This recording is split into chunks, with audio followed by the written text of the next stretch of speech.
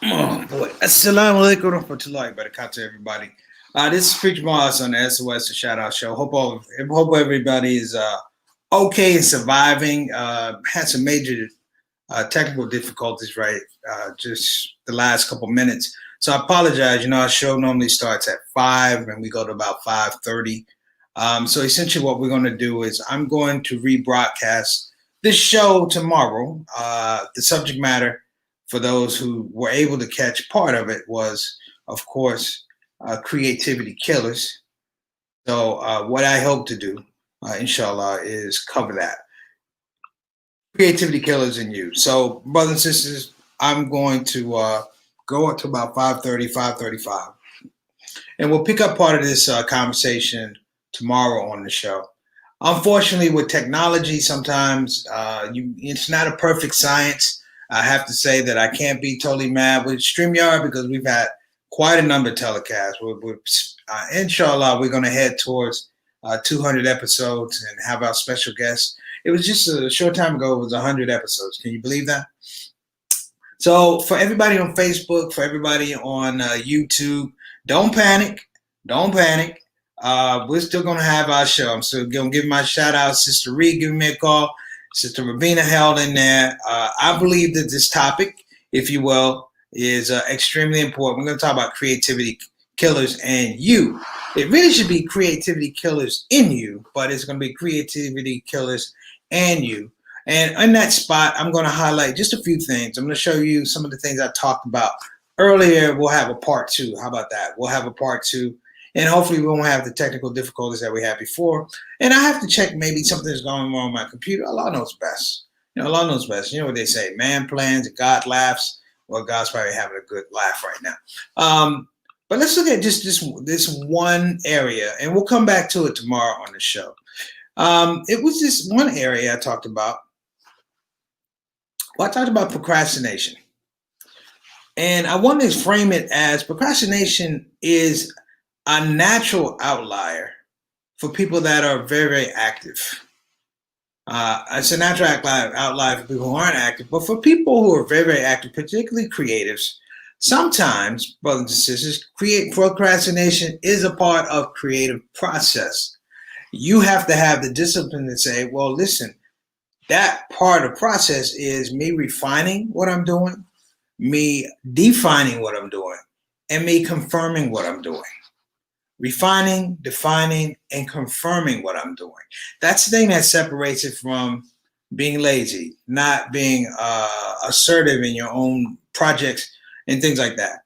And I will tomorrow talk a little bit more about creativity, because I've talked to a lot of people and I don't know if I've done an effective enough job talking about creativity. Is not about your art, brothers and sisters. It's not like I'm going to write a song. That's being an artist. That's creativity applied to your artistic talents. Creativity is a much bigger toolbox in terms of the way you think, and in terms of the way you problem solve, in terms of the way how you take care of yourself, in terms of the way of how you speak to folks, in terms of how you approach your religion, your relationship with God, your relationship with your family.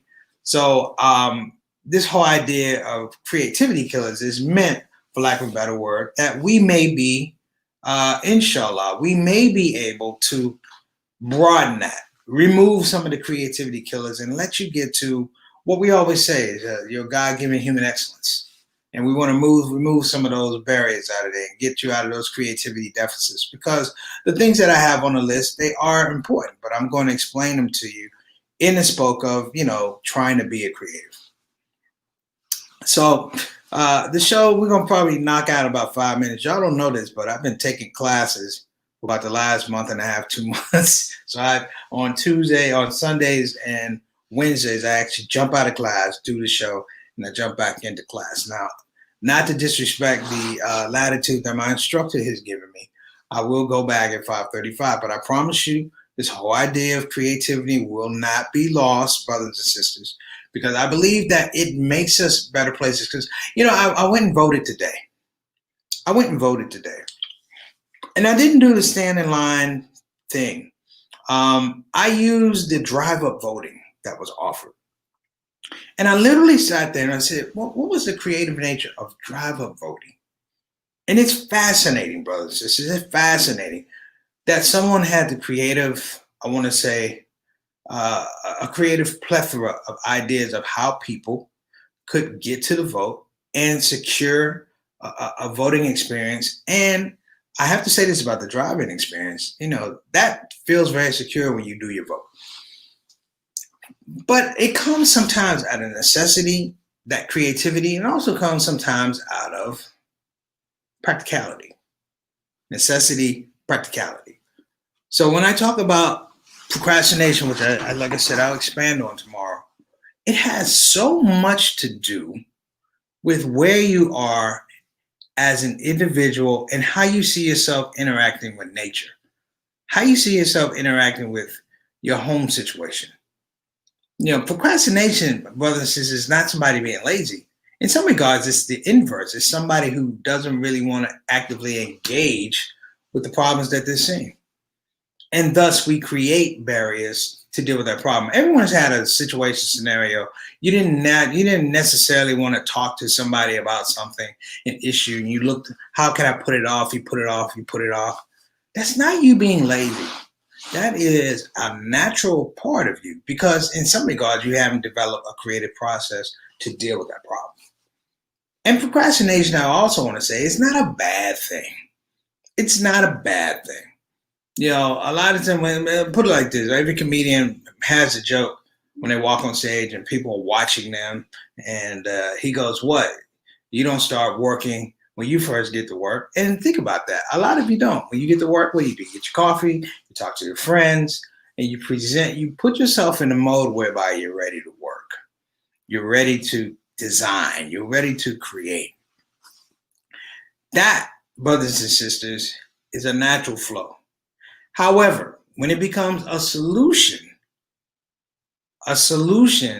to not addressing problems, a solution to not thinking outside of the box, then it becomes a creativity killer.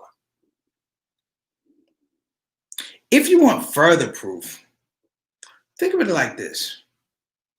And most of you on the show, Sultana, shout out. Sister Rabina, shout out. Ree, shout out. Sister Ika, shout out. Most of y'all are creatives.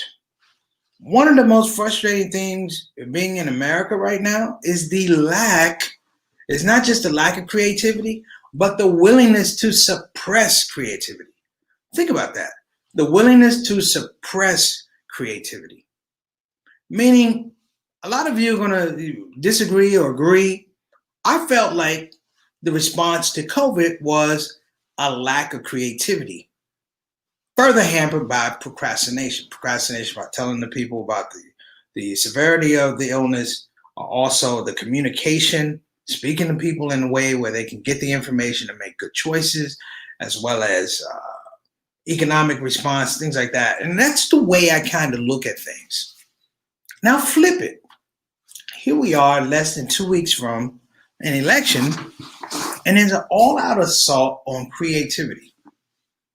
And they are going after one of the most creative groups, demographics in the United States, which is African American men and women. Check that out. African American men and women. What are they trying to do? Suppress the vote. Suppress the vote in a way whereby you don't feel like you can creatively express yourself. Think about that. I know I said I was going to cover it later, but I'm going to go to one more before I get out of here. One other creativity killer that I want us to look at is applying success as a metric for growth. Applying success as a metric for growth.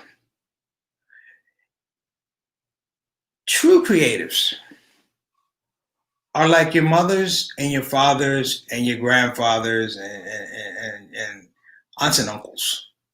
You're great teachers in your life. They never apply success as a metric for growth. And here's why. Because they didn't teach you to be successful. They taught you to be able to be sustainable. Sustainable is the metric for growth, because success is up and down. Success is up and down. One of the things that I tell my family members, one of the things I used to tell my mom and dad is, don't judge me on being successful. Don't judge me for don't judge me on being successful. I said, judge me for my sustainability off an idea.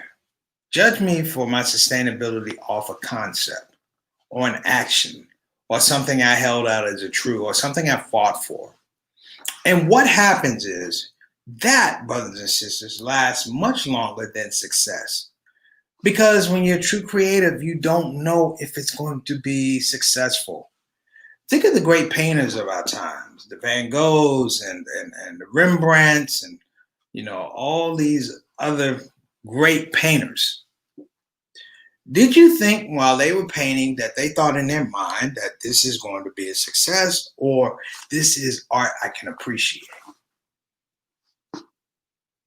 This is art I can appreciate. This is something that is an expression that I'm pouring out onto this easel that I believe is beautiful. And if I'm lucky, other people will think it's beautiful too. That's not success. That's sustainability of an idea. And if we ever get to that point, if any of you get to that point, embrace it. It's the love of the teacher and the understanding of the teacher, and also the fear of a teacher, that when we teach children, we understand we do it wholeheartedly, understanding that we may not see their success in our classroom. We may not see their success for 2, 3, 4.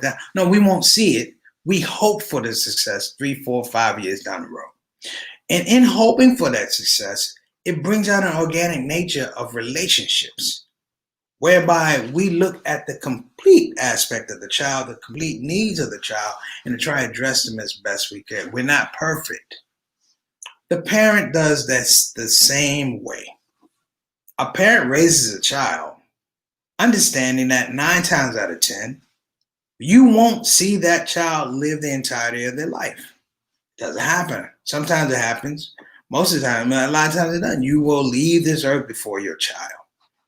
Thus, it's in that space that we frame speech, we frame models, we frame anecdotes, we frame lessons, we frame parables for our children or our loved ones to remember not us, but to remember core ideas that give them not just success, but sustainability. And that sustainability, dig this, sustainability is a miracle from Allah subhanahu wa ta'ala, because sustainability, when it's learned, can be passed on to the next person. Contrary to popular belief, you can't pass on your success to the next person. Maybe money, blah, blah, blah, but you can't pass on your success. That is a solitary, I want to say a solitary idiom. It stays right there.